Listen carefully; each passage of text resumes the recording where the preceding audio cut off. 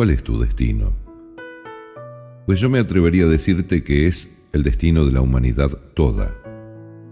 Si bien somos seres individuales, todos formamos parte de un todo, y lo que te pasa me pasa, y lo que me pasa te pasa de algún modo. Formamos parte de una especie de red, como las de pesca, con hilos invisibles que nos unen en un solo ser espiritual y superior. Mucha gente desconoce eso, y algunos que lo conocen lo niegan, pero que lo nieguen no quiere decir que no sea así. Las leyes espirituales existen desde el comienzo de los tiempos, y nadie, absolutamente nadie, tiene el poder de quitarlas o modificarlas a su antojo o complacencia. La pregunta realmente importante debiera ser: ¿hacia dónde vamos?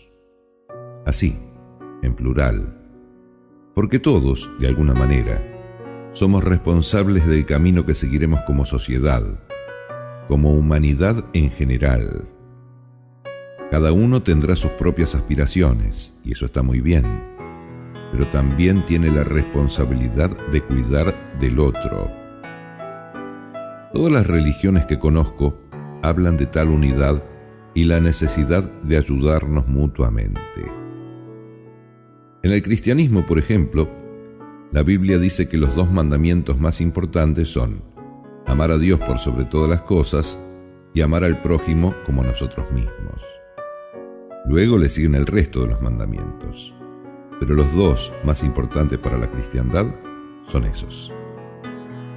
Esa idea fuerza se repite, con algunas diferencias de palabras, en casi todas las formas o corrientes religiosas que he conocido en toda mi vida. Claro que más de uno se preguntará cómo amar a un violador o a un delincuente, asesino o cualquier persona que tenga valores diferentes a los nuestros. Es que esas personas han decidido mediante su mente adoptar tales formas de vida, pero su mente no tiene que ver con su espíritu. Una querida amiga define a la mente como a la loca de la casa, aquella que si no logramos dominar, termina dejando en esa casa un caos total que resulta imposible vivir en ella. Si pudiésemos elevarnos un poco más por sobre nuestros pensamientos, que además suelen ser muchas veces erróneos, ¿no? Y que obedecen más a nuestras apetencias que a la razón pura, tal vez pudiésemos considerar la posibilidad de ser espíritus encarnados en lugar de sentirnos cuerpos con espíritu dentro. Y los espíritus son elementos superiores que están íntimamente ligados entre sí y con un ser superior que algunos denominan Dios. Al espíritu no le importa tu forma de pensar. Él simplemente es y sigue siendo más allá de tus pensamientos. Por eso a veces siento ternura por lo ingenuos que somos con nuestros razonamientos en política, en religión, en deportes y en tantas cosas con las que solo terminamos enfrentándonos los unos con los otros. Debemos comprender que somos mucho más de lo que nuestros cuerpos y nuestras mentes muestran. Existen otras cosas mucho más trascendentes que eso en cada uno de nosotros. Y son esas cosas las que debiéramos investigar para reconocernos realmente como somos. Naturalmente y por crianza, nos convertimos en seres ajenos a todo aquello que no nos muestran nuestros 5 sentidos. Sin embargo, hay un universo de cosas que los sentidos no perciben, y eso no indica que no existan. Para que esto se comprenda un poco mejor, intentaré dar un ejemplo, muy burdo, pero es el que se me ocurre en este momento. El amor no se puede ver, ni escuchar, ni oler, ni palpar, ni degustar. Sin embargo, no creo que a alguien se le ocurra negarlo, ¿no? Y no responde a ninguno de los 5 sentidos. Del mismo modo, existe un universo etéreo que no es percibido por los 5 sentidos y sin embargo está ahí, al lado nuestro, rodeándonos cotidianamente.